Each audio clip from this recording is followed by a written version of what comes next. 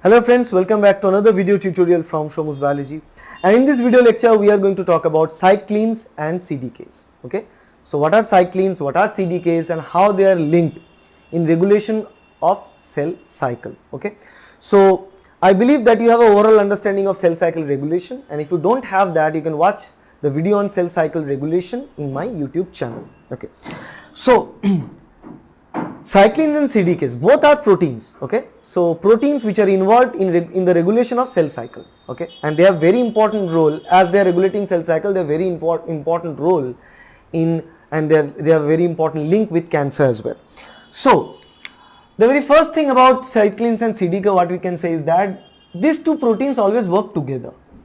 The primary protein that will do the job of activation by phosphorylation during the cell cycle progression is CDK, cyclin dependent kinase. So this is a kinase protein, remember, and what kinases do is attach phosphate group. So this is target protein TP, and they can attach the phosphate group to it, and from where they gather the phosphate group, we all know that the phosphate donor in the cell is ATP. From ATP they get the phosphate and attach to the target protein, and after the attachment of phosphate group to the target protein, there is a particular fate received by the target protein. And particularly this CDK is linked with phosphorylation of so many different proteins during cell cycle progression. All these proteins somewhere related to the cell growth and proliferation. Okay, this is the job of different proteins which are being phosphorylated by the CDK. But the CDK cannot function on its own. CDK cannot function on its own. CDK always require its cyclin partner. CDK requires its cyclin partner in order to function.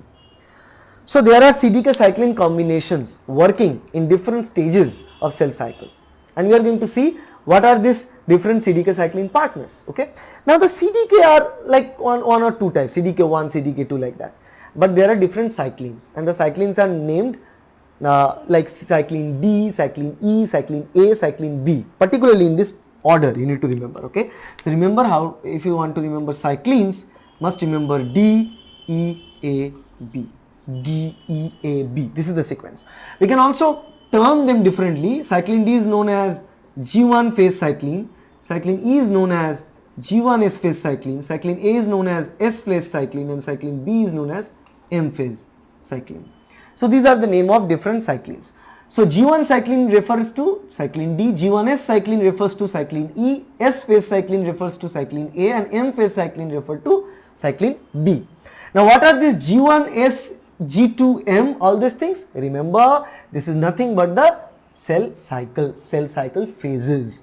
So if this is the cell cycle we are talking about from the center, let's assume that this is the actual portion of chromosomal division or cell cytokinesis, and this is the M phase. This is the M phase.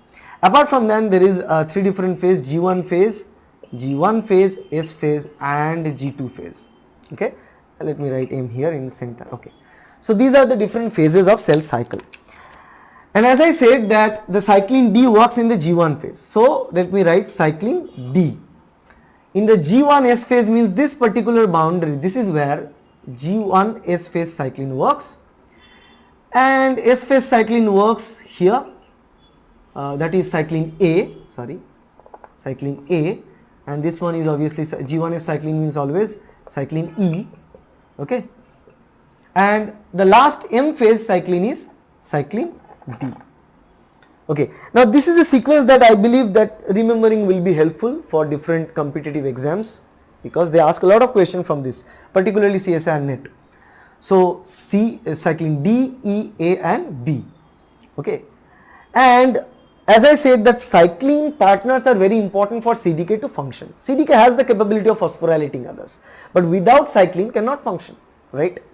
Now what happens in different stages of cell cycle, G1S, G2M, different phases of cell cycle, is that the particular cyclin CDK complex is very much important, very required in order to progress from one phase to the other phase. Otherwise they cannot progress, they will fail to progress. Because if you look at this, even before G1, even before G1, there is a stage known as security stage or G0 stage. G0 stage is very important, where the cell determines whether it's ready to move and go further for the cell division or not. It is very important. If the cell decides that it's not ready to move to the next phase of the cell cycle, cell never goes to the other phases. Cell cycle is arrested in the G0 state. And there are many cells in our body which are being arrested into G0 state, like the nerve cells of the body. Okay, they do not divide. Now, what we intend to talk is that, as I said, that CDK can do the job, but it's not a standalone protein. It needs cyclin partner, cannot do the function.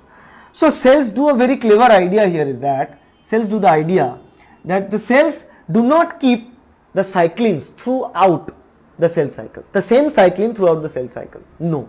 Cells keep CDKs throughout the cell cycle. The CDK levels in a cell is kind of kept constant. So if I draw the CDK levels, I can draw something like this. This is the CDK level, CDK concentration, you can say, CDK concentration level throughout the cell cycle. And let me draw the cell cycle phases: G1, S, G2, M. Okay, G1, S, G2 and M, different phases. And this is the concentration that we are seeing in this guy. Okay, concentration in y-axis. And the time in terms of phases in the cell cycle in the x-axis, concentration in the y-axis. Now what we can see, the CDK levels are almost kind of remain constant throughout the cell. A little bit fluctuations, but overall it's a maintained concentration in the cell during the cell cycle phases. While the cyclins are not kept constant. Particular cyclins, after the job is done, is degraded by polyubiquitination with the help of proteasome mediated protein degradation. Okay, so the first cyclin that I said, that this cyclin D is a predominant cyclin inside of the cell. So cyclin D is kind of present throughout. So I must draw it correctly here. It's not possible. Maybe it's not possible for me to do exact accurate, but somewhere near this. Okay, so this is the cyclin D. Okay, let me write it. Cyclin D, the blue one, cyclin D. It remains almost constant, but the amount is increasing from G1 continuously till the S phase, mid S phase, late S phase, then slowly decreasing. At the end of the M phase, the cyclin D concentration is dropped. Then comes cyclin E, because there should be a particular cyclin always ready in order to maintain or continue the cell cycle. Cyclin D is acting as kind of a default cyclin. It must be present always in the cell. And why I said it is acting as a default cyclin? Because cyclin D, if it's present in the cell in high concentration, then cyclin D will interact with its partner CDK, that is CDK4 and CDK6. CDK4 and CDK6 are the partners of cyclin D, and they are working together. Once they are working together, that is a signal that the cell cycle must go on. And why they form the signal? Via specific pathway which will come later. So this is the cyclin D concentration throughout the cell cycle. Now it comes the cyclin E. Cyclin E is known as G1 S phase cyclin, and the concentration of cyclin G1 S phase cyclin here, it will near about, it will begin from here and it will fall like this. Okay. Particularly the barrier of G1S, let me draw it correctly. Yes, this is the G1S barrier, so it will work something like this. This is the G1S barrier. The concentration is maximum in the G1S phase, the transition stage, because this cyclin E is a transition phase cyclin. Okay, this is cyclin E. Now the third cyclin, that is S phase cyclin or cyclin A. S phase cyclin start working from the middle of the G1 phase and continue to work at the kind of middle of G2 and then slowly G2 and then slowly fade off. This is what happens. Okay. So this S phase cycling is the one which kind of remains active throughout the S phase, throughout the G2 phase. And finally the cyclin B or M phase cycling M phase cyclins start to grow up from the late S phase. Let me take another color. So this was cyclin A, and the last one will be cyclin B.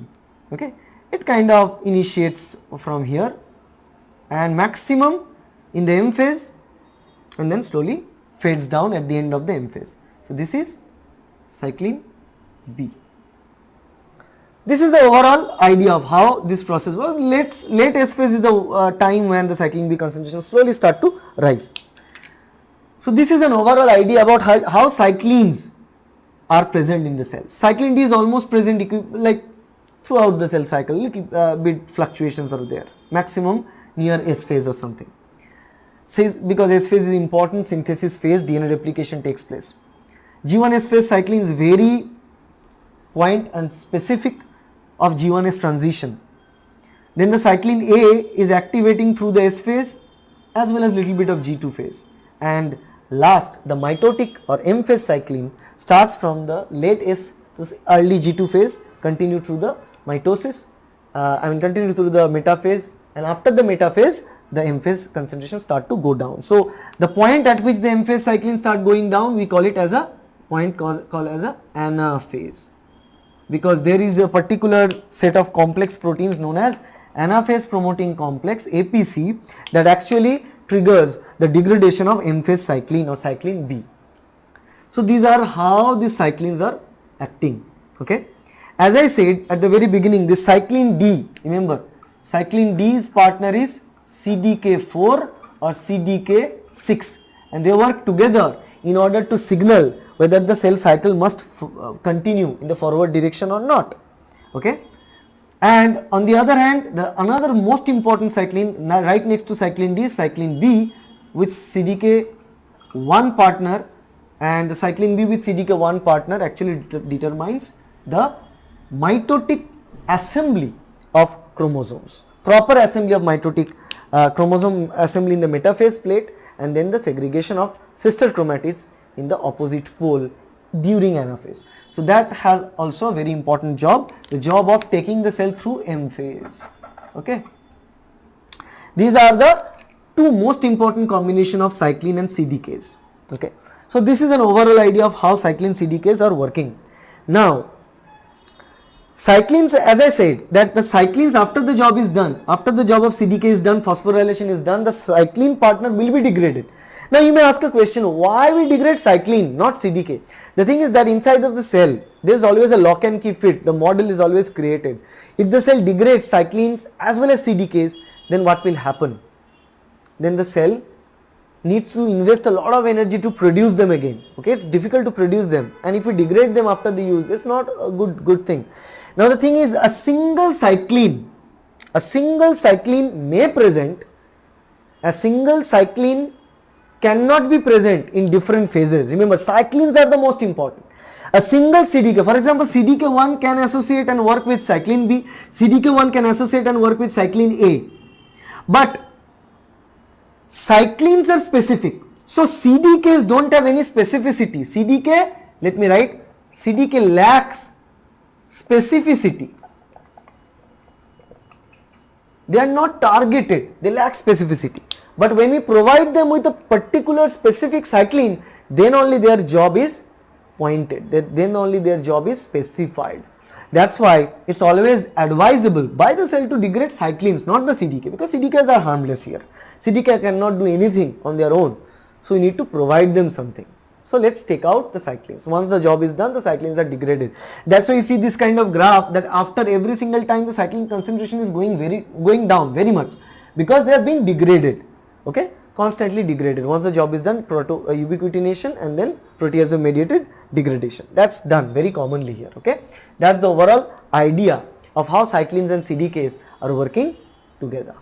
And if you want to understand how exactly the cyclin CDK partners work, how exactly they allow the cell to move from G1 to S phase, how exactly they allow the cell to move through the M phase, through the anaphase, then you need to look into the topic known as cell cycle checkpoints.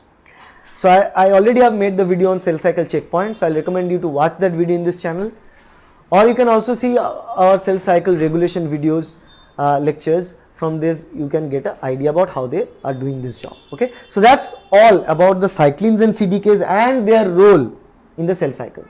And as I said, the cyclin CDK combinations are involved in the cell growth and proliferation, and if the cyclins are not being degraded after the job is done, so if cyclin is present in the cell, cyclin accumulation happens in the cell, that means more cyclin CDK activation. So if more CDK gets activated, then more cell division, more cell proliferation, and if the cell proliferation and division is beyond our control, then that may lead to the formation of a normal cell into a cancerous cell.